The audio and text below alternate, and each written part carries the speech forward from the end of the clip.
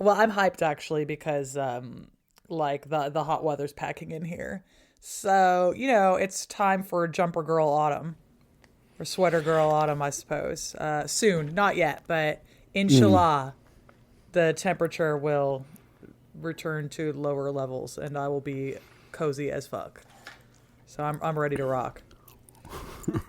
That's awesome. Yeah. It's yeah, the weather's kind of getting better here too, which is nice. This is the first day in a while where it's just been like where there's not like a huge like storm bearing down on us or something. Mm. Where it's just kind of nice-ish during the day instead of being like a humid, sweaty mess. So Love this for you. Yes. I'm sure we'll probably have another couple of weeks Bullshit. of bullshit. Yeah, but Yeah. you Yeah. know. Where like it's very London out. It is gray, which is, London's natural state. There's a slight breeze. Hmm. I'm good. But also it's like, how do you feel about spiders? Here's a off the wall question.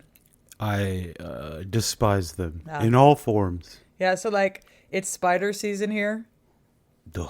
Like late August to September, you get all like the little garden spiders out. And the spiders are blocking my access to my garden because it's like so like at my flats it's like we've got this big communal deck and then everyone who wants a garden we just kind of put it out in front of where our door is Right. and I've got my little garden and I have like a table and chairs out there because I try to be out there when I can and there's two spiders one of whom is a large lady and they Hmm. have made Hmm. their webs in between the table and one of my trees. And so I can't like get into the major bit of the garden like to do things and I'm just sitting there kind of looking at them and like something's going to have to give, but they're very large. Well, So I don't you know. what if you just kind of knocked the web down? You didn't kill the spider, but you knocked the web down because the spiders rebuild the webs rather quickly. At least the ones down here do. The ones down here, like you can knock that thing down, and then like 3 hours later, they've already got like a couple of strings going again, and you're like, damn, dude, you work. Satan works fast, but these Florida spiders work fast. Yeah, I tell you what, they're gonna have to get them knocked down tonight because I need to like feed all my plants again, Mm-hmm. and Mm-hmm. I'm like, sorry guys, I gotta get in there. Well, I know. I appreciate Yeah. that they're killing flies. I like that, Yeah. you I know. know people are protective of spiders because they are very helpful, and I understand that, and that my phobia doesn't mean they're actually bad, um, or anything. So I try not to kill them if I don't have to. But like, yeah, I'm sorry, your web's gonna have to move, dog. Like, Yeah, it's just I gonna feel like I've have to given them get a couple moved. days, which I think is maybe unreasonable. Like, I think probably I shouldn't be letting these spiders like boss me around quite this much. So like I do certain things with them. Like I'll step in if I see that they catch a bee, I take the bee away from them. I'm like, you can't have a bee. Like I'm sure they're killing lots of bees and I don't see You, it, but you are yeah. a harsh god, a harsh goddess to them. Just Yeah, they're like this lady again, and I'm like, yeah, I know, but then the bees really appreciate it, obviously, and like mm-hmm, fundamentally, I'm gonna be mm-hmm. team bee, so Yeah. uh, Yeah. yeah. I'm team whatever keeps us surviving most. You guys do what you want. Leave me out of it, bugs. Appreciate all that you do, except mosquitoes, which, as far as I know, still have no discernible purpose other than spreading malaria. Uh, they're Even though we can't kill them. Hmm. they're the police of the animal world, you know, no specific Yeah. duties, Yeah. yeah, They're, blood yeah, sucking. yeah, the three body problem books have like they have their issues, but one thing they do is like they do a good job of being like, we are gods to like insects. We really are. Mm, We tower over them. We hold life and death, their life and death in our hand. We could very well destroy the world that they inhabit. mm, However, we've been trying to kill these fucking things for 300,000 years, and we are not even no, and like close. They're still anytime. annoying the shit out of us. Just, Yeah, and they're still there. telling us Anytime we to get fuck off. close, we fuck up our friends too, right? Like when we pulled the whole DDT thing and we're like, oops, we killed all the birds. And we're like, son of a bitch, they really got our ass. So, Yeah. Yeah. Yeah, damn you, interconnected biomes and ecosystems. I know, right? Although I'll tell you what, when the bed bugs started coming back, I was like, oh, I get why MFers were like, let's just DDT everything. Like, take that truck out. And like, that's when you're like, oh, word. There was kind of a reason for all of this. I see, because I remember, like I had to read Silent Spring in uni and all this stuff. And I was like, why the fuck were they DDTing everything? And then, all my friends moved to Brooklyn after uni. And I was like, oh, I see. Gotcha. I get it now. Right. Yeah. Yeah, it's yeah. Bed bugs, they can't DDT possibly. bad, bugs also bad. Who's to say, folks? Bed bugs Who's can't to have a say? purpose, right? Like, what's the bed bug purpose? I can't. I have no idea. That's a fucked up little guy. You know that they do traumatic insemination. Do you know what that is? They just fuck a hole in the shell of other bed bugs and they just jizz wherever. And then like that jizz will somehow find its way to where it needs to go. But if like a female bed bug gets like jabbed, she might just die. So anyway, they're the world's most horrible animal. Oh, Jesus Christ! Yeah, it's like laying that one on you. Sorry, Oh, man. sorry, Luke. pulling in the jizz through like You're just like fucking- anywhere, just like like a thin mucus membrane on your skin that just lets it. Oh, yeah, they're God. just poke a hole in your exoskeleton. Yeah, whatever, dude. Imagine you started to sweat and then your skin was like, nope, and just like sucked. Ah! Ugh. All right. Okay. All right. That's it. That's it. I'm talking about fucking medieval history. I can't do this anymore. I'm not having fun anymore. One thing I did just found out that is about medieval history is that September 4th is apparently the day when Odoacer captured Ravenna and deposed Romulus Augustulus, which means we are celebrating the fall of the Western Roman Empire Day today on September 4th. Get fucked, Romulus Augustulus. You had the name of the founder of Rome and the founder of the Roman Empire. And guess what? You still got kicked off by a guy who looks like you misspelled road racer. I love this. You know what? Every day I'm celebrating the fall of the Western Roman Empire. That's right. Forever in my heart. Absolutely get fucked. I love to see it. I love to see it. So. Yeah. Yeah. Yep. Well, we carry it in our hearts every day, and we live it in. Our actions. I don't know. Spain was part of the Roman Empire for a little while, so Quite yeah, so. the live Moss attitude of taco is one of the legacies of Rome. Thank you, Augustus Caesar, for the bounty of our blessings. All right, here we go. 3, 2, 1.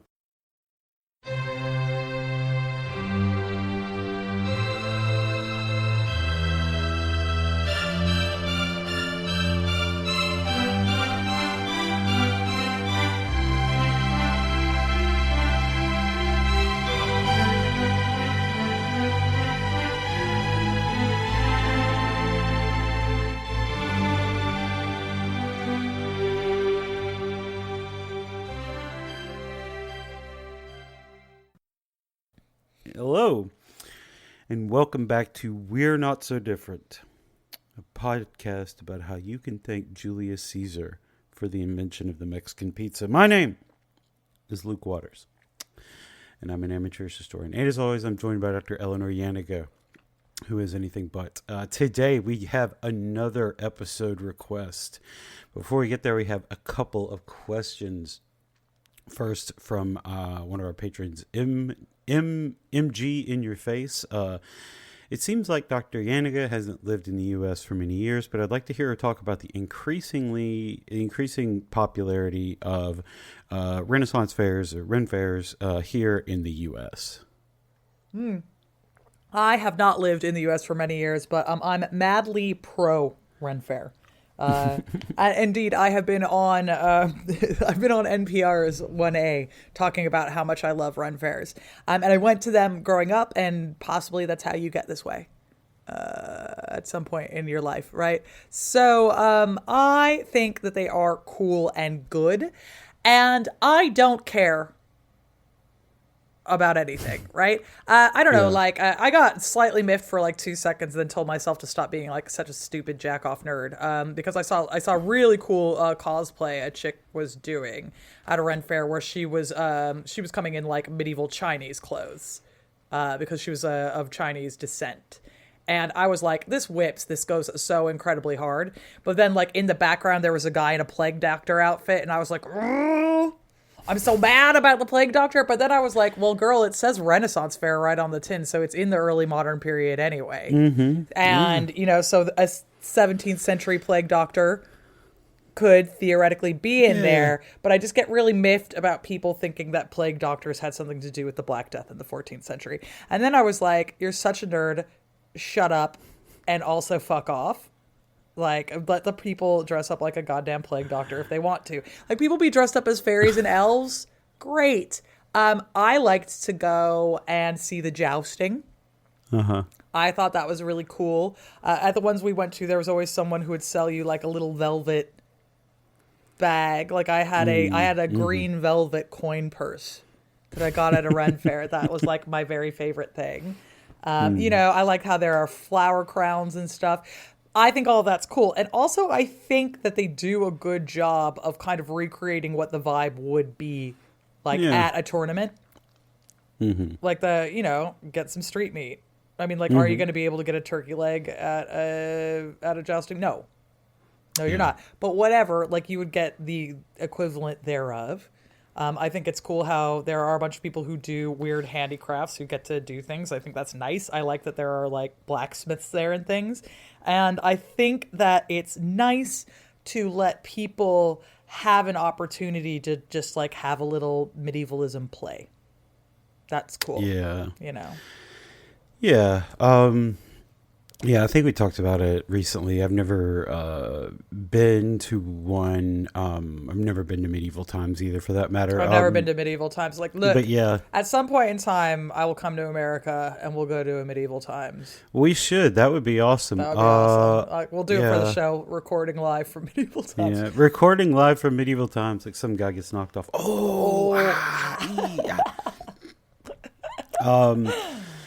Yeah, I think I just think it's a place. The popularity of them is it's a place where people can go to be with other people who like to dress up lavishly or make possibly period inaccurate handicrafts or whatever, and be among friends and also just have a good time. It's good fun. Everybody it's like with most things, like 90% of the people who are doing this, they are 100% aware that it is just, like it's fun. just a It's show just that fun. they do. And like if their outfit comes from like someone in like the, 1850s or so, who cares? It doesn't matter because we're all here just goofing off, and there's jousting and there's turkey legs, and it's already like the anachronism's already there. Like I don't really care about any of that personally, but yeah, I think the popularity is it's just like it's just a big party that people can go to and have some fun. Like it's not a lot. They usually are not that expensive to just go to, like especially just a straight up Ren Fair. That's I just they think can't it's, be, or my family wouldn't have been going to them. yeah. I mean, like dragging all 4 kids in, like no fucking way, right? Yeah, it's it's just something people like to get to do. It's going to a concert, going to an athletic event, whatever going to a game, whatever you want to do. I kind of think it's all the same thing. So that's my thing. I also find the insular nature of like extreme Renaissance fair cosplayers and participators to be like incredibly fascinating, because it's one of those things where I like, I never considered that people were like that into it. Like, like I was like, oh, you people are into this like way more than I've ever been into. Like I've never been into anything this much, like ever. And I bet there's beef that we can't Yeah. even begin to comprehend. You guys, if you have Ren Fair beef, please drop it in the Discord. I'd like Yep. to know more. Somebody make a Ren Fair beef podcast. Like your girls smash and follow. the niche, I would love that. the niche podcast market returns with a vengeance. The way in which my bitch ass would be listening to a Ren Fair gossip podcast. They'd be like, he Yeah. did what? Ooh, and his greaves were 16th century, but actually his, I would be like, oh, fuck yeah, get his ass. That's right. Yeah. MG in your face. Thank you very much for the question. Next, we got one from Rita Patina, who says, obviously chemistry as a science originates in the modern age, but what similar thing could I have studied in the Middle Ages, completely ignoring that peasant women didn't get to study? Yeah, that's alchemy. Yeah. Yeah. Woo! Which is cooler than chemistry, but also is chemistry. Yeah. So fundamentally, if that's what you're interested in, yeah, you could do it. Now, you could kind of study it as a woman, not as a peasant, but as a merchant, right? Like it is considered a trade. So if you were the daughter of an alchemist or married to an alchemist, you could be in there. And yeah, like they do rudimentary chemistry. I like to tell everyone to keep in mind that not all alchemy is about attempting to make things into gold. Did people do a lot of that? Yes. But it's essentially chemical experimentation before we have the scientific method. That's all alchemy is. Yeah. Yeah. It's, like nowadays alchemy does have an extreme pseudoscientific connotation, because like the actual practice of alchemy, it is pseudoscience, because you're like relying on things that don't, magical conjurations and things like that to turn lead into gold. But at the same time, like, I don't even think I think chemistry's basis is in alchemy. I don't know that it. Yeah, it is. I don't know that you can separate it, because these guys were trying to turn lead into gold or create a rebus or bring forth something such or whatever. But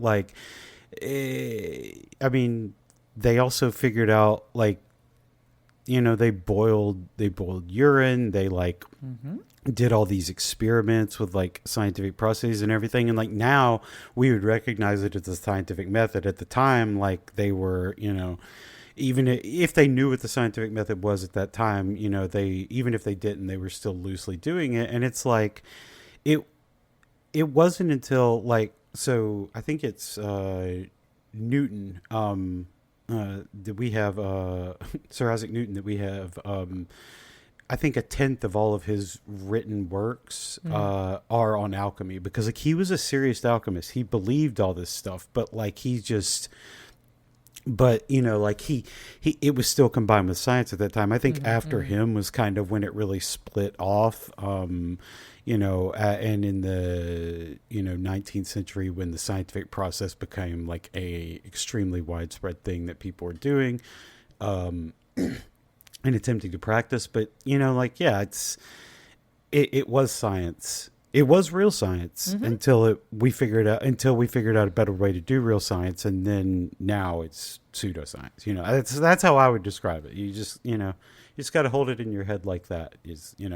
At one time it was responsible for absolute nonsense, but also showing us how to burn chemicals, create chemical reactions and shit like that. So again. Who's to say? They walked so we could run. Yeah. Etc. Right? It's just everything has a predecessor, and that's the one that it is. Yes. Yeah. Yeah. Rita and MG in your face. Thank you very much for the questions. Excuse me. If you would like to have your questions like these answered on the show, please do subscribe to our Patreon. Patreon.com/WNSDpod. For just $5 a month, you get access to all of these episodes ad-free, the ability to ask us questions, 2 bonus episodes a month, including our one coming next week on The Name of the Rose, our 5th in the book club series on that. Yeah, check it out. $5 a month.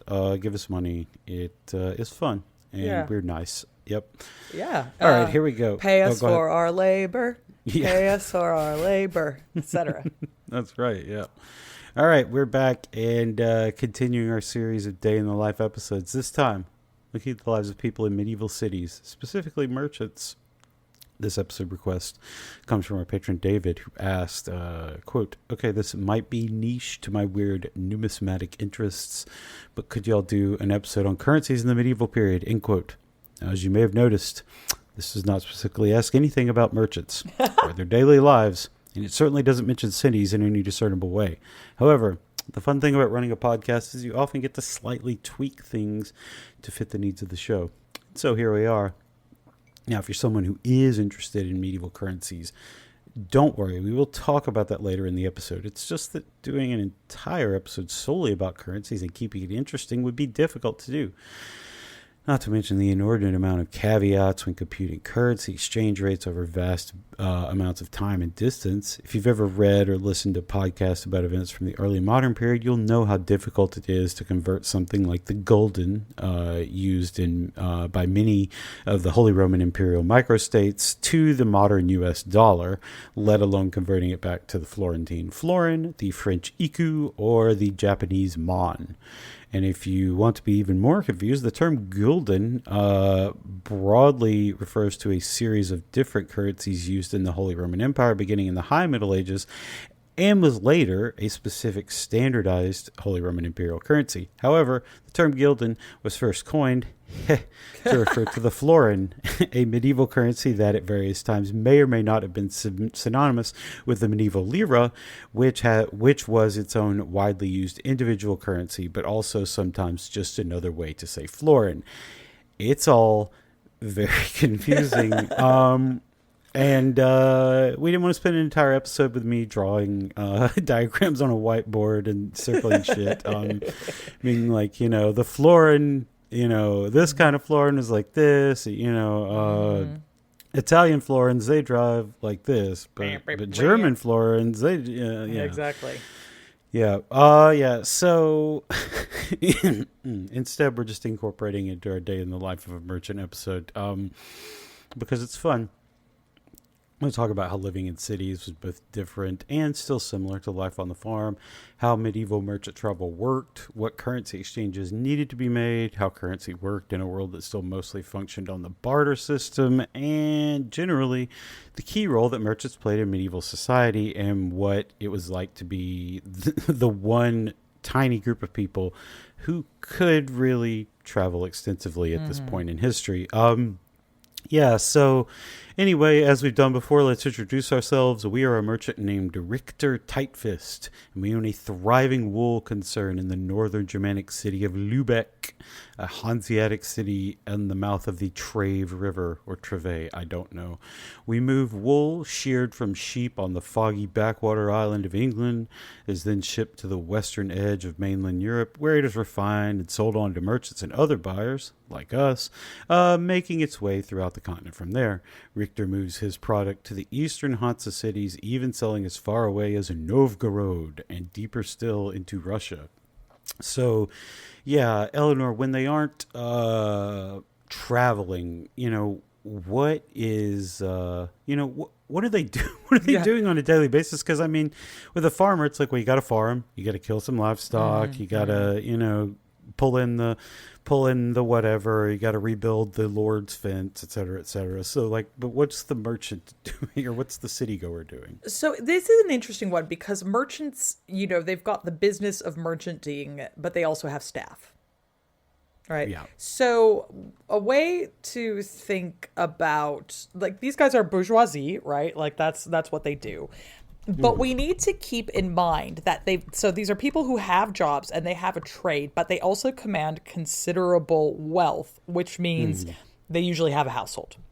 Yeah. And that means that they have tons of people in this fucking household. So not just like their own family, which is probably multi-generational or whatever the fuck, but they're also going to have apprentices, they're going to have maids, and then there are kind of different levels to this, right? So it depends if you're a really well-off merchant and you've got like a huge household with your own kitchen and your own stables and all this stuff, or if you are kind of like a little bit further down the rungs. But one way or another, one thing that is contiguous across the merchant and peasant experiences, these bitches still get up at like 5 a.m. Yeah. Like hoes still be getting up at dawn, right? Because it's still, there is no electricity. So yeah. So if you are a man, you're probably going to get up kind of around dawn. And the first thing that you are probably going to do, especially if you're wealthier, is maybe go to mass. Or like some kind of like service. There are so very many churches. Yeah. In cities, like real hours for churches. So you might pop across the way to go to whatever the matins is. Like maybe you just like go hear some chanting or something like that. But probably the first thing that you do is that. Then you pop home and have breakfast. So here is one of the interesting points about breakfast when you are a merchant, right? So if you are a really wealthy merchant and you have a whole big ass house, you probably have a cook who is going to give you breakfast. If you have a smaller house, you might have servants who go out to whatever the communal kitchen is and cook there, or so, all right, I realize I've just said something complex, right? So you might have some servants who prepare food, but they go to wherever the communal ovens or kitchens are. Because a lot of times in cities, people don't have their own oven for making bread or baking things or what have you, because they are very dangerous and also expensive to keep going. So it's less expensive and less dangerous to have one in a neighborhood where some people are just kind of like looking in on it every day, right? And so you would have your servant or whatever go drop off the bread loaves unbaked and then pick them back up later. So like you're going to have someone who's like going out with food and then coming back with cooked food if you don't have room for a full kitchens in your house or whatever. So food's going to be put on the table in front of you, you're going to eat it. And then you're going to get down to probably doing the books is going to be the first thing. Now, wifey's probably on top of this, right? So it might be her being like, yo, these are our incomings, these are our outgoings, this is what we're looking at. And you are going to have a look at what is actually going on in terms of money, like the movement of money. Yeah. And then, throughout the day, you're going to have two things happening. One, you're probably going to be doing whatever craft it is you do. Like, I mean, if you're just a straight up merchant and you're just like buying and trading, you're just going to be in meetings all goddamn day. Like, that's what you will do is like meeting time. So maybe people will come see you. Maybe you'll go see people. You will be consulting with anybody who's come back into town recently. Where have they come from? What prices are they getting for their stuff? Yeah. That kind of a deal. If you are one of the kind of merchants who makes things, like if you're a furrier or something, there is going to be some stitching to do, right? Like you'll actually do whatever your trade is. And then also you're going to be looking after, obviously, your apprentices. Because you're going to have apprentices, because how else are we going to keep this fucking thing ticking over, right? Bit of a break for lunch, which is a pretty major meal. The whole household is probably going to eat lunch together. So everyone kind of bodges in and they enjoy themselves, and then that's great. Little more light businessing in the afternoon. Afternoon is kind of like oftentimes one of those places where you would do meetings if you are someone doing the creation of stuff. Like, so say you're a glover and you've been making gloves all morning. The afternoon might be the time that you go talk to whoever comes in. Like, you kind of do the work bit first and then you do the meeting bit. Right, right. Otherwise, you know, like guild meetings. Yeah. Like, these things happen. Like, people will be like, oh, like, let's all kind of get together. And you do that in the afternoon to evening so that you can get drunk. Mm-hmm. Which is fun, right? So, yeah. Which is what you want to do, yeah. Okay, so, like, obviously the city goers aren't going out there and killing their own livestock or reaping their own grain. So, like, how did they eat? What does the medieval supply chain look like that gets food from our peasants' table that we talked about in the first episode here to the guy that lives in Paris or Lubeck or, you know, the woman that lives in Venice or whatever? Yeah, so when you're a peasant, you want to sell to cities because you could ask them for more monies. And, okay. And also you can ask them. All right, well. And then also you can ask them for cash. Yeah. And that's like one of the big differences is that for peasants in the countryside, oftentimes you're bartering. Right. And you're trading for various goods. With city folks, those bitches have coins. Mm-hmm. Right. And that's something that you want because it's way easier to bring that back. So in terms of meat, the thing that usually happens is that peasants will drive their livestock up to near the city walls where there is usually a designated market space where livestock are slaughtered and where meat is then sold.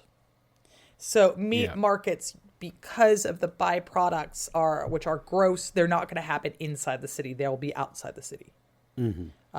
Just for sanitation purposes. Yeah. Right? Like, you know, you don't just want like pigs getting killed wherever, right?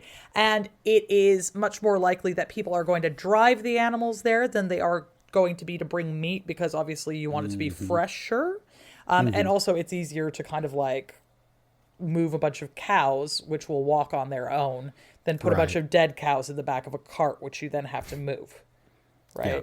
So a large cart that's just like bleeding cows going, oh, sorry. Yeah. Got to take these guys to market. Like you could have just walked them there, dude. It's like 100 feet. What the fuck are we doing?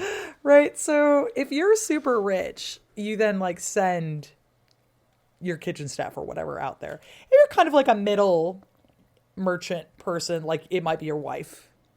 Goes and does the bartering for that. Now, with other foods, we know that there are varying ways of doing it. So, you know, again, you might make your own bread. You might have bread that you bake in an oven. Other people just buy it in. And it's really common for small folk from like little towns around large cities to come in and bring loaves of bread and then sell them. That is cheaper. Oftentimes than buying bread in town, and it's because it's not warm, right? So, like, you know, in your heart, you've won, but at what cost? Yeah. Like, you know, in your heart, that warm bread is better, and so it just is. Yeah. Every human being knows that. It's So, you pay a little bit less, but you can get. So people will bring that in from out of town. Yeah. There might be some form of a situation where, because you don't have a kitchen, especially if you are like a really young merchant and you're just starting out, if you and your wife are in your own household and it's still kind of small, you might eat by going to markets. So markets are going to sell generalized produce, and you know you can get your vegetables there, eggs, meat, cheese, what have you. But they also have people who are just selling actual food. Interesting. So, you know, there'll be people who are like selling stew, or they're selling, you know, the things that you can actually pick up and eat. Where there's some really adorable pictures from like late medieval Germany of people selling pretzels on the market. Awesome. And I'm like, hell yeah, every time I see it. So, oh man, you can also just go and kind of like grab something quick to eat there. And that is going to be super open to almost anybody in the city, right? Like maybe you're just going to go get an oat cake, or maybe you're, you know, things of this nature. Everyone can kind of eat from market stalls, right? And so they're kind of like one step down from actual hostelries like inns and places like that where like Right. they might be much more cuisine, right? Yeah. Like Yeah. this is just food. So that's also an alternative for getting money. And it is also like one of the big careers for free folk who are, not peasants, but they're not in a guild, they're not merchants per se. It's market work is like readily open to people. And so that might mean some varying. So maybe you liaise with peasants and you go pick stuff up from the countryside, or some peasants, especially if they are free, might rent market stalls, Yeah. and that sort of thing. So Yeah. Cool. So I mean, when we talked about the peasant, they have there's some social inclination and some religious inclination, at least for a while, to help each other out if things get bad. If someone's going through a real bad patch or something like that, you help out because it could happen to you. Things are getting lean, shared human experience, et cetera, et cetera. But like if let's say our merchant, they for this instance don't have servants or anything to do this, so like the guy and his wife go through like a rough patch. Is there any form of charity for these people, or are they just gonna fucking starve? yeah, it usually is kind of organized through parishes. Okay. So oftentimes, people will kind of pay into a sort of slush fund for other people in the parish, where it's Huh. like, so you might have like ways of kind of like borrowing through the parish, or there'll be like charity for people who are in the parish, but that's usually often for like quite poor people. Right. In certain places, like especially later medieval Italy, there is also like the Monte, which is kind of like a thing where you will be in a guild or whatever, and you can borrow from like an established fund for people who are down on their luck through the guild. You will have to pay it back. You'll have to pay it back with interest, but it is a way of making sure. I don't know if you're a wax chandler, let's say, and I don't know, like the bees just haven't been producing this year. You don't have enough wax. You could then like borrow from the guild itself, and then pay that back. Right? Like, Yeah. that's usually intended to finance larger campaigns if you're kind of like going out to go do something like really wild that might like result in a big payoff. But it can also be there for you if you're going through a difficult time. And that's why we tend to see people give really readily to charity.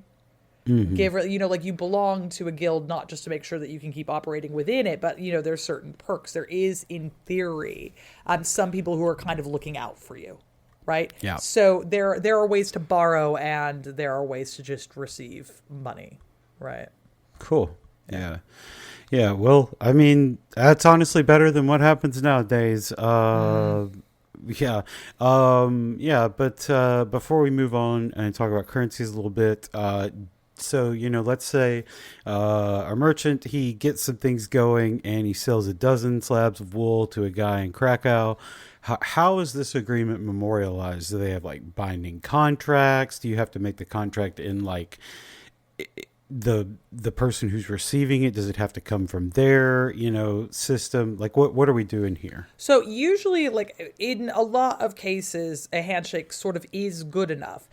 But what you will end up seeing happen is if then someone doesn't make good at it, a letter writing campaign will ensue, where it will be pursued, right? Like that, these sorts of things are considered incredibly important. Like, someone's reputation is on the line here, and reputation is basically the thing that keeps you involved in business deals. So we will begin to see letters pop up even if we don't have the actual contract itself. Now, this isn't to say that there isn't always a written contract, because there often is a written contract. And we do get a lot of them that survive to us. So we could see like who's agreeing to what, how much they're paying, where things are moving from. That's super, super common. And we can't always tell, like, just if we don't have a contract, but then there's letters saying, like, God damn it, Jan, where's my money? Right? Yeah. We're not sure if like that contract was lost or if one never existed. right? That makes sense. Yeah. So if you're both literate, if both parties are literate, you quite possibly will write something up, but it's not always necessarily seen as important. So for example, like in the Islamic world especially, it's like a handshake is good enough. Cool. And it's like Interesting. oaths will 100% fucking do it. Yeah. Yeah. Of course, people still notarize it a lot of time just like for the fact that they've done it, but Yeah. it counts as an oath. So, you know. Yeah. Yeah, that makes sense. Because yeah, you could rely on oaths a lot more. Excuse me. At that point, because there was a lot more of a social stigma if you didn't do it, and if the whole system that you live in is based on these things, and you are a fraudulent oath giver, they're probably not going to be very happy with you. Yeah, so, that's kind of what it's like for just a person living in the city, like the daily life that they go through and everything like that. But let's talk about the currencies and monetary systems in the medieval ages, because that's what our question was about. So real quick, in case you aren't familiar, Europe itself doesn't have much in the way of stores of precious metals, of gold and silver, that are typically used in currency. During the time of the Roman Empire, this wasn't too much of a problem because the empire was so geographically vast that resources taken from precious metal rich areas like Africa and the Middle East were minted and provided the hard specie currency for the empire's entire monetary system. But when the Western Roman Empire collapsed, the western half of Europe fell largely back into the barter system. Obviously, there were still coins being minted because, we talk about merchants having them and stuff. But over time, they became more and more diluted of precious metal content and were comparatively rare on the continent for over a millennia. Most of Europe operated on a trade or a trade in kind or barter system of exchanges throughout almost the entire medieval era, and that didn't really begin to change on like a fundamental cultural level until the 16th century, when transoceanic exploration, colonization, and genocidal exploitation unlocked the gold and silver mines of the Americas as well as other parts of the rest of the world. So for a merchant living in the Middle Ages, he's definitely going to have access to some hard currency. He's going to have some of his own because, it's easier to carry around hard currency than, 12 reams of wool or whatever the fuck. But, he's probably not going to have as much comparatively as people in other parts of the world, especially those along stuff like the Silk Road. But Eleanor, how did these merchants deal with the fact that they used coins for, many of their transactions, but the rest of Europe, the peasants for the most part are all dealing with, here, I'll trade you, 1 cow for, 6 bushels of whatever. How, at what point does that product get turned into hard specie currency? Where's the, where's the crossover there? Ugh, gosh, that's a great question. So, the first, if I'm sorry, I just did this whole spiel, and I'm like, Eleanor, please briefly explain 1,000 years of monetary history from Ireland to Constantinople, and explain why Europe's precious the dearth of precious metals in Europe. Yeah, well, if you're not Czech, I wouldn't know what that's like. No big deal. We have to ship these off to Vienna. Fuck. Yeah, I know, right? God damn it. So, Charles the Fourth, come back. I know why. I spent all day writing about Charles the Fourth, so your girl's on one. I was excited to see Lubeck as the city because famously Charles the Fourth visited Lubeck. I pulled up the Hanseatic League. I looked at the list of cities and I chose, I was like, no, Novgorod is too far and the situation would probably be a lot different there. So let's back it up a little. I was like, German. There we go. Yeah, Lubeck. That's fine. There we go. Yeah, I can pronounce that. Let's go. Let's fucking go. Yeah. Okay. So as a general rule of thumb, a currency takes a while to reestablish itself after the fall of the Roman Empire for all of the reasons that you just mentioned. Fundamentally, you need to also have a powerful enough ruler, that coins mean something. Right. Right. So it's not just that, people can't counterfeit coins, which of course they will try one way or another, but also it means that that there's going to be a particular level of purity, and so you can be trusted to know that X amount of silver or gold or copper is in these coins. So we tend to see an increase of these things as time goes on, and especially sort of with the triumphant return of cities and stuff in the high medieval period. So by the 12th century or so, we've really got a lot more coins back around the shop, and you'll find them more often in cities because, again, like you might keep your own chickens and stuff like that for sure, but like sometimes you need extra eggs and someone's got to go get them, and you're not going to barter every single time. So that is one of the things that is happening here. The other thing that is happening is that as time goes on and you have the reestablishment of all of these really great trade routes, people like if you're in the Hanseatic League, one of the things the Hanseatic League does is they're like, we are going to understand each other's currencies. Yeah. Right? Like I am going to know that pence from England mean this much golden from Lubeck, right? Yeah. I will understand what this means, and I know generally what the scale is. Yeah. And we see this a lot, especially with merchant classes, in places where you have massive overlap. Like, it's one thing if you are a merchant who just trades wool back and forth between, like, England and northern France, right? Mm-hmm. Like, you can see these currencies really easily, and that, like, that's fine. But if you're working in the Holy Roman Empire, you might come into contact with 5 fucking currencies on any given day. Yeah. And we see that they do. Yeah. Right. So we have records, for example, of tradespeople who are like, yep, here we go. Like, I moved this many. So we took in this many solidi and we're moving them out into Florence. And that means, and you could like see them doing the calculations.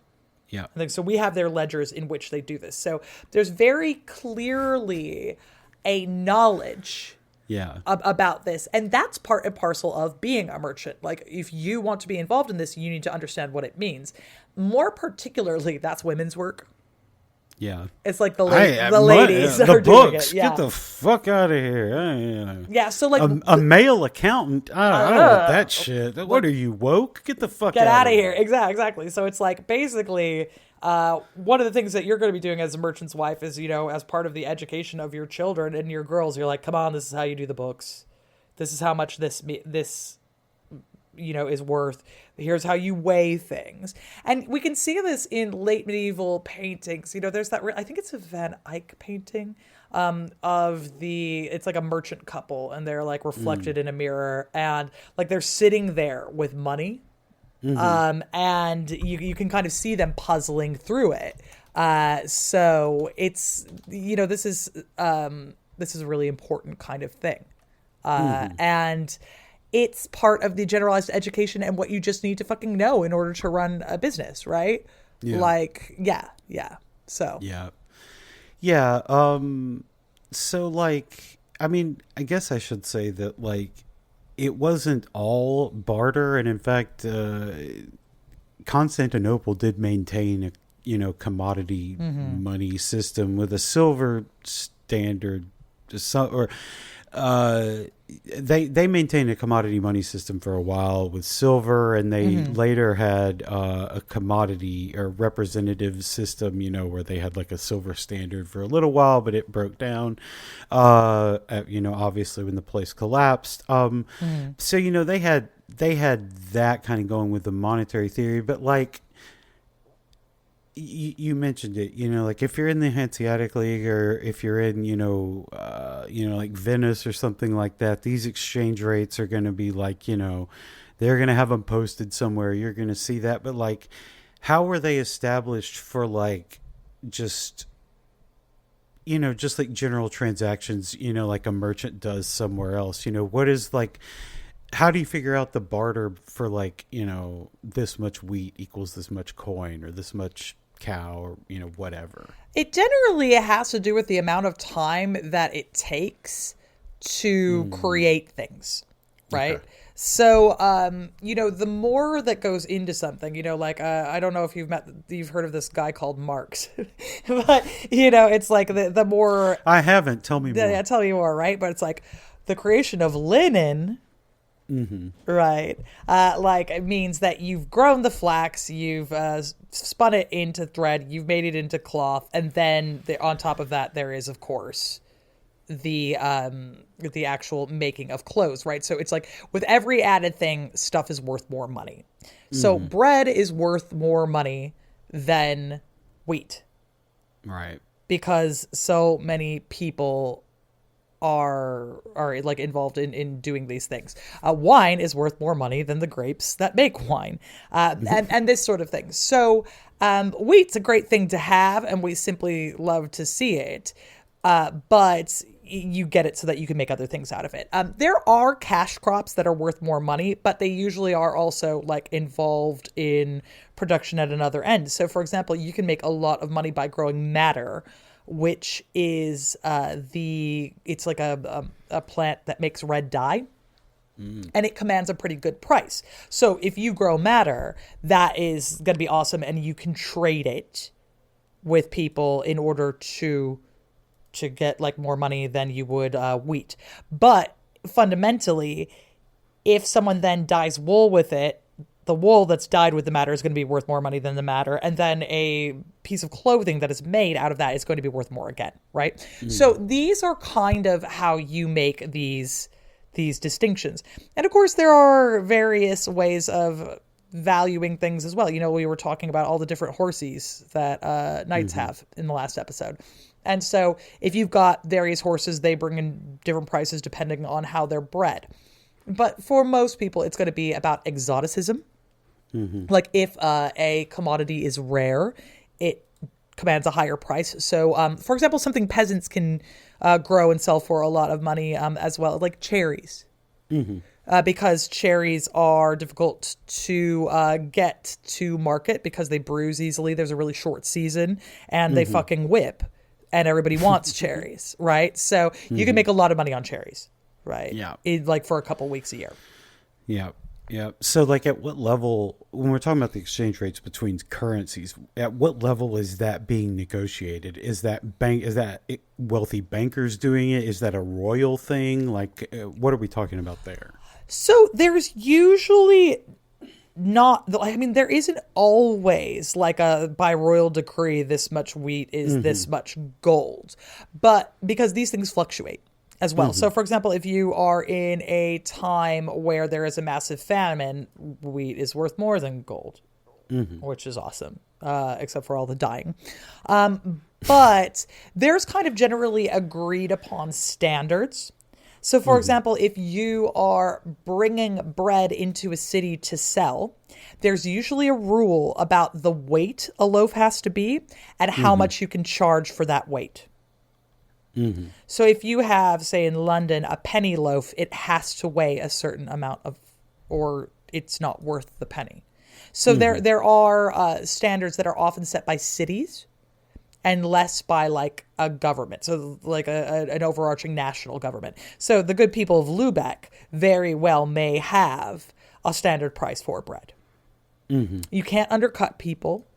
You could sell it for more if you got some real fancy bread. Like if you're selling white bread or something, then cha-ching, that's worth more than wheat bread because again, there's more effort involved. Yeah. So these things tend to be decreed by cities more particularly. And they will literally have people checking at the gates before you bring things in. And like we have court records, like people who came in and it's like their penny loaf was light and they got in trouble. So how dare you? And they will write that shit down. They will write that shit down. Because because this stuff matters. Like that's if you're caught doing dodgy stuff, it goes very badly for you. There's usually some like big public consideration about all these things, right? So yeah, that's Yeah, that's so wild. You know, like just all the steps you have to go through when you don't have like a standard weights and measures division, or or anything. So you're like, all right, I gotta weigh these loaves. Mm-hmm. I gotta check these pretzels. And these pretzels better have at least 16 pieces of big salt on them, or You it's over goddamn for right. you, buddy. Oh man, I would be so pissed if there wasn't big salt on my pretzel. I mean, salt, Yep, that's one of the ones that a lot of the time yep. they put controls on. You can sell this much salt Yeah, the for. yellow mustard that goes on there, it better be fine grain. I don't want to Mm-hmm. see thick. Yeah, Yeah, yeah. yeah.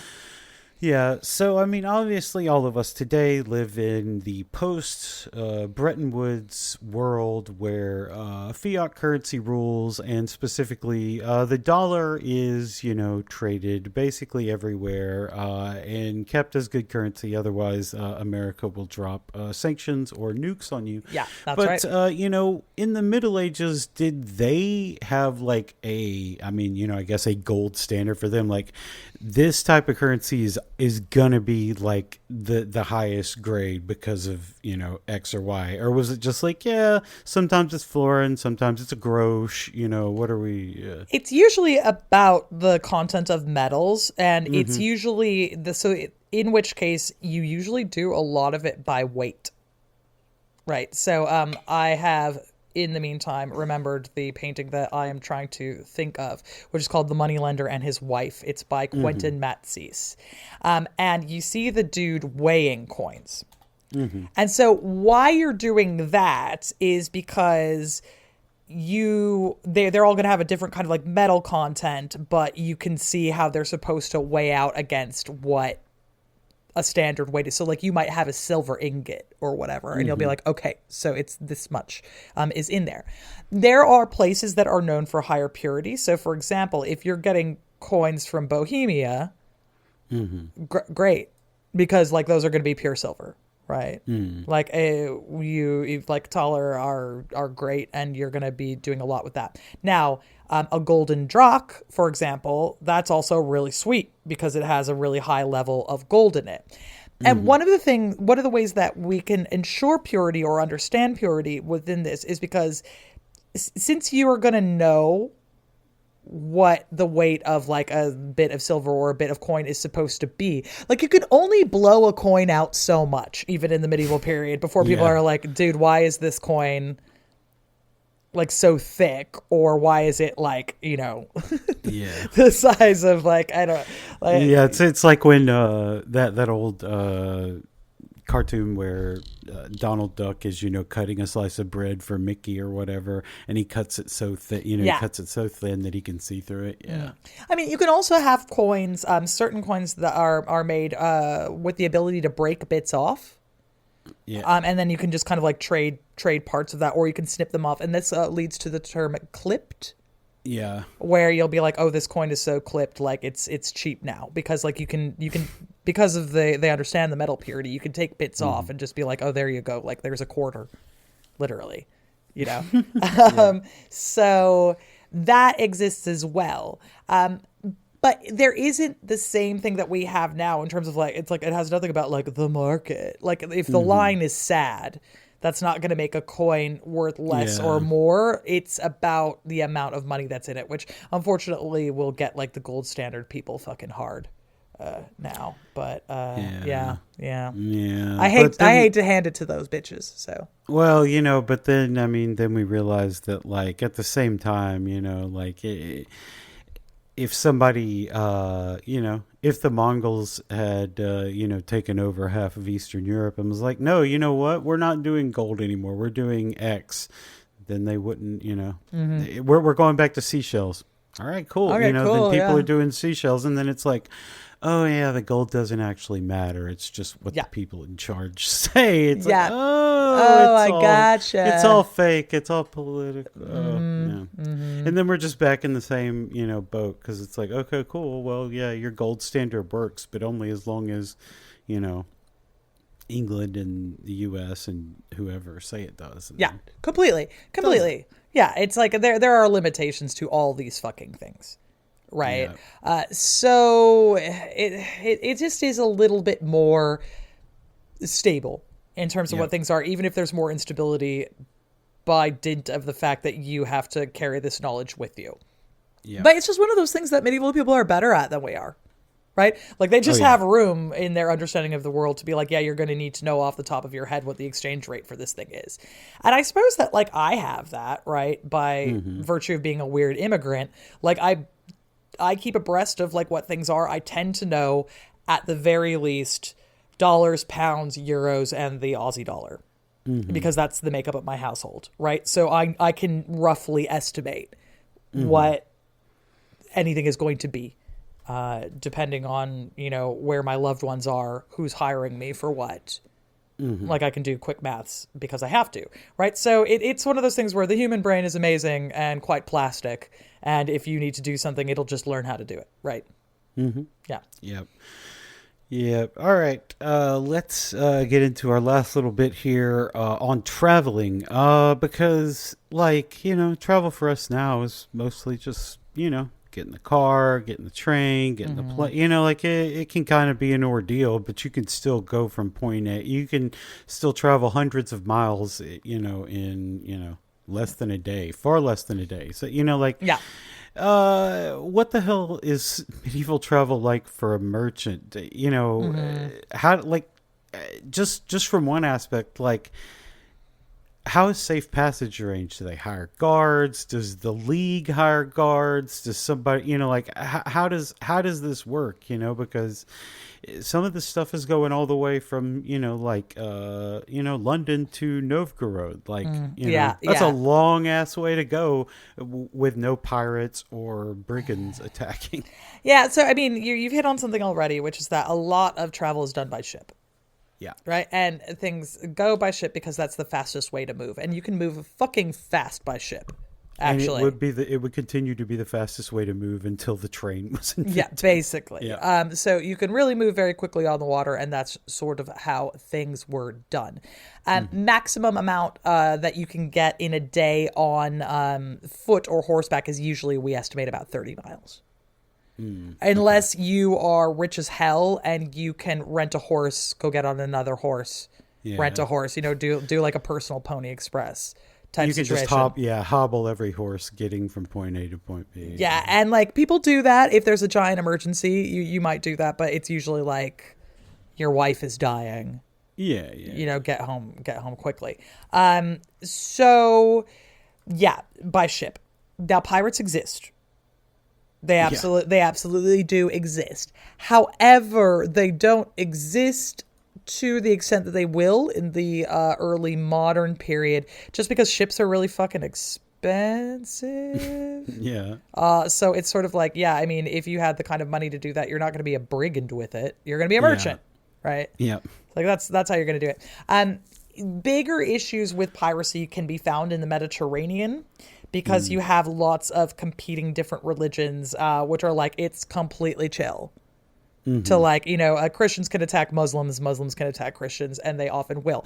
But if you're a merchant, you wouldn't pull that shit because you need to have relations with, like, I mean, you can't just be like, yeah, fuck Muslims. If you were trading in the Mediterranean, it's like, good luck, homie.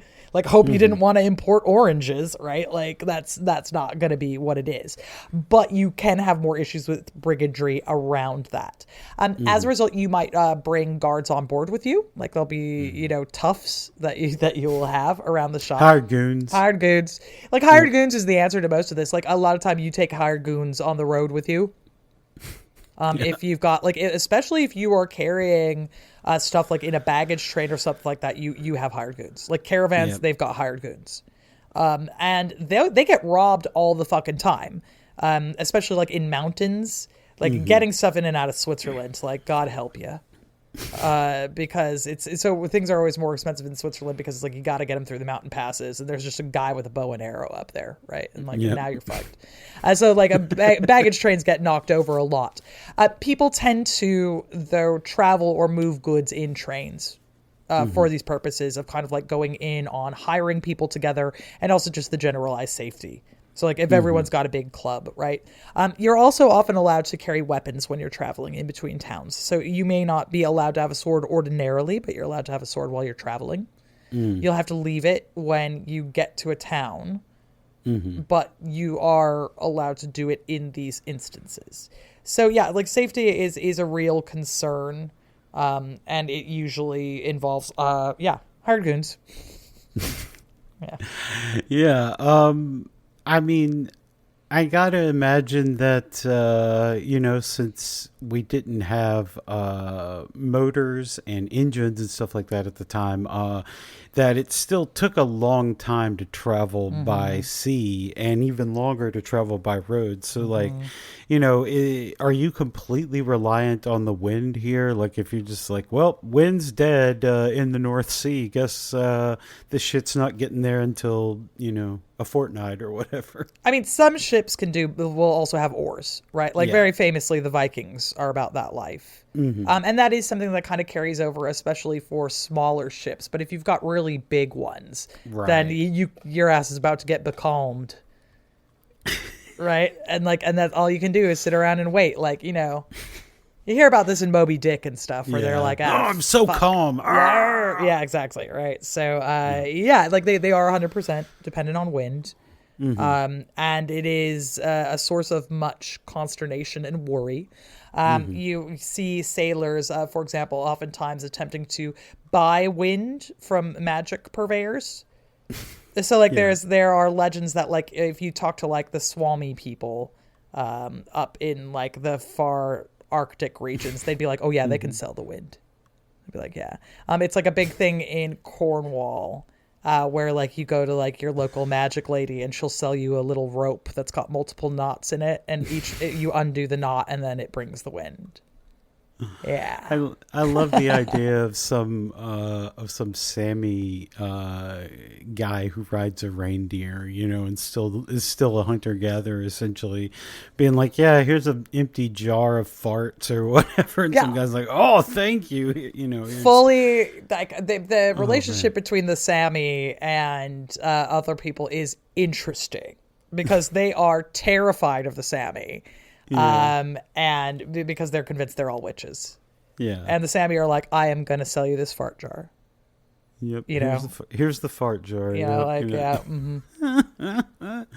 Oh, that's amazing. Yeah. So where do you stay? Like, do you arrange a place ahead of time, or do you expect an inn to be open? Because most trade travel probably can't be completed in the span of a single 24-hour period. So, like, what's happening there? So what usually happens is that inns are set up at reasonable intervals where they're like, this is probably how far you're going to be going. People oftentimes hire guides in various places if they don't know it already, or if you're involved with a specific guild, they might have a route and they're like, that's the route you take. So someone will be able to tell you go from here to there. You go from the Golden Swan to, the Red Lion, and it'll take you this long. You are just going to be like hoping that they've got a room open, unless like you are so well known that like you can write ahead, but like ordinary, like you wouldn't really. It's there's just going to be some expectation that something is going to happen. Bad scenarios too, you can always stay in a monastery. Oh, okay. Yeah, because they usually have hostelries, so they'll have places for you to stay, and there you're usually like expected to give like a gift of some sort to the monastery. Yeah. So you like say like, oh, thank you, Father, or whatever. You're getting poked by the collection plate. Like got the monks over there, like, come on, come on, yeah. But they will feed and house you for the night. So if in a worst case scenario, you can always do that. But what generally happens is there's a known order of things that you go to, and we see guidebooks to this effect, right? Well, they'll be like, go here and then go there. You can go to this, you can go to that. Here's, a place that has good pies, and they are usually given to people who are traders because those are the ones traveling around. The same things sort of exist for pilgrims as well, though. So, yeah. Yeah, that makes sense. So, I mean, even more so than today, a lot of these languages are going to differ because the dialects change from town to town and city to city. So, like, were they talking in universal trade languages? Would you just know a bunch of them, or were you like, time for a translator? Two things happen. One is Latin. Okay. which, you know, it's like, Yeah. you know, if you're going to be literate and things like that, oftentimes you were taught Latin anyway because you'll have been sent off to the church school. And so Latin gets moved around a lot. But another thing is a lot of the times merchants just speak a lot of fucking languages. Right. Yeah. Like medieval people are way more ready to learn languages because everyone's got their own dialect. You know, like they're like, yo, they talk funny like 30 miles away. I don't even know what they're saying anyway. So like people really often speak many things. Quite famously, rather a lot of English people, for example, will speak like Flemish and Dutch and French and English. People, if they have an express business interest in London, might pick English up.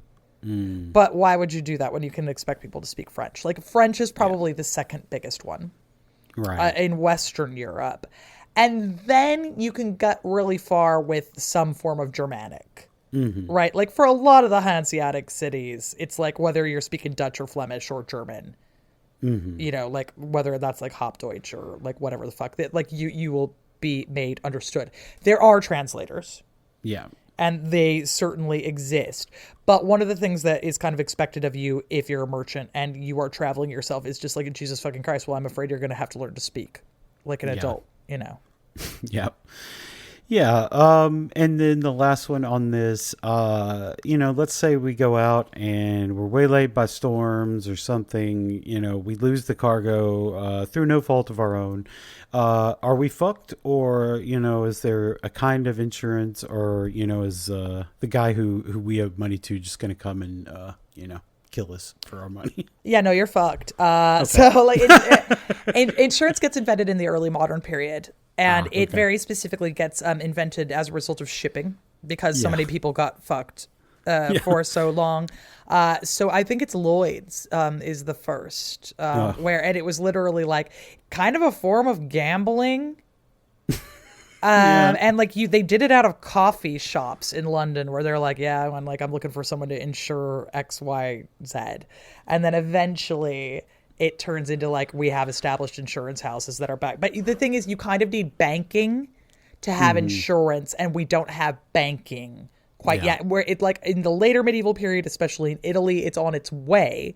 And then there again, like once they invent the Monte and like, you know, the kind of like debt thing, then you can kind of, I don't know, gamble a little bit there. But no, like insurance does not exist in the way that it would. You just kind of hedge your bets and like try not to put all of your money in one place.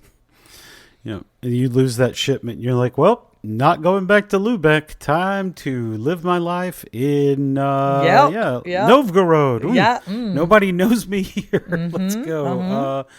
Yeah, and then just the last thing for today, I do find it interesting, like that merchants have this role in medieval society where they facilitate commerce, but they also, like, because they're the only ones that travel, like they provide a lot of news and lubricate communication over long distances and stuff. They come up with stories and things like that. So like it just, you know, before we go, just, you know, like it just seems like such an interesting role to play where you were like the facilitator for these things, because you're the only person that travels more than like 20 miles in a day for the most part. Yeah, it's an awesome thing to be. And they command like incredibly important places in society as a result of this. Like merchants are not nobility, but they have a lot of political sway. You know, these are people that are oftentimes negotiating with royalty, for example, right? Like if you are a merchant, you usually live in an imperial or royal free city, and you might end up being the mayor one day because that moves around a lot, and you might end up talking to the king, right? These are people who have an incredibly important place in society because people like stuff, right? We enjoy, everybody wants a little treat. That is one of the great human connectors of all time. And, you know, we all want those things to move around, and so they move around and people with it. So that means news. This is a big way that ideas are spread. So, you know, quite famously, This is how you get Hussites, right? Because like Anna Bohemia goes over to London when she gets like married off, and Czechs are like, "What's this London I've heard so much about?" And they're like, "Oh, word, that's interesting." And then they're like, "Oh, who are these like Lollards?" And they start like getting the stuff from John Wycliffe. They take it over to Prague, and Jan Hus is like, "Yeah, fuck yes, and furthermore." Like, I'm going to do this even harder. So it's like, that, like, that's how you get Protestants, right? Like, it's quite literally the merchant class is moving things back and forth. They're highly literate people. They speak a lot of languages, and they really have a good idea of what is going on in the world. Now, I don't want to go around and praise the bourgeoisie. Like, that's not what I'm doing. But on the other hand, it's pretty sweet. You know, like if I was going to like be a medieval person, well, actually, if I'm still a woman, I'd probably want to be a nun because no, thank you. I don't want to die in childbirth. But merchant's probably my second choice. I mean, I'd be a peasant, obviously. But I think it's really cool. I think because, like any good little Marxist materialist, my problem isn't commerce. Like, I think commerce is good. And I think that's one of the things that I like about medieval merchants is I'm like, oh, look, they're not evil, right? Like they're just engaging. They're just engaging in commerce, and commerce is fine and also good. And I think that it's something that improves society somewhat. My only issue is that some people are barred from participating in it while others are free to do so. But, it's not commerce I have a problem with. It's capitalism. So, yeah, like, yay, merchants. A cornerstone of society. Very, very interesting. Books, what have you. Wool and cherries, bread and roses, etc. The facilitators of cultural exchange. I mean, like, they were we joke about it, but like they've discovered Roman coins in northeastern China, like along the border with North Korea on the Pacific Ocean. Like, we get Chinese coins in Kenya. Yeah, like it's like, that's an insane amount of interconnectedness, an insane length of space for something to travel when most people's like daily travel routine is like walking down to someone else's house, maybe chatting with them for a minute and coming back, and doing your work at home. Like it's like it's just crazy, and I think that's really neat because it's also nice to look at it and see, like, you could see like the formations of the modern world coming, but we don't have all the shitty trappings of it yet. So it's just kind of like, this person's trying to make their way in the world, and you could feel bad for them if they're like, their ship gets waylaid or gets overturned or something and they survive. And it's like, well, I can't go back home now because I don't have insurance. So they're just going to kill me. It's like, well, okay. Yeah, maybe not, but the Marco Polos of the world are cool. Yeah. We like them. I like caravans and spices and all of these things. So hooray for merchants. That's what I say. Yeah, they're cool. That's about gonna do it for us this time on merchants. Next time we'll be back. You know what? Fuck it. We're gonna talk about the day in the life of a royal. We're gonna see what those layabout jackasses have been doing all the time, living fat on our good on our money. On our toil. No, we're gonna see, because a lot of it is interesting, and I mean, we also get to be mad at them for laying about, but also we get to see them being really mad at their jesters, which is kind of funny. Yeah, that is funny. And then they occasionally, die in hunting accidents. Fun. Anyway, thank y'all so much for listening. Eleanor, what the fuck is up? Yeah, bro, I don't even know anymore. You can check me out on the socials at Going Medieval. You can check out the blog going-medieval.com. If you want to hear me not swear while I talk about medieval history, you can check out Gone Medieval. You can watch my Meet the Normans show on History Hit, and that would do me a solid. And you can buy my book, The Once and Future Sex, which would also do me a solid. And it would convince my publisher to buy my next book, and things of this nature, right? Yeah, yeah. That's right. That's right. Yeah, you can find me, Luke is Amazing, on stuff. You can find People's History Republic wherever you listen to podcasts like this. If you want to hear me talk more about Star Wars. But anyway, thank y'all so much for listening, and we'll see you next time. Bye.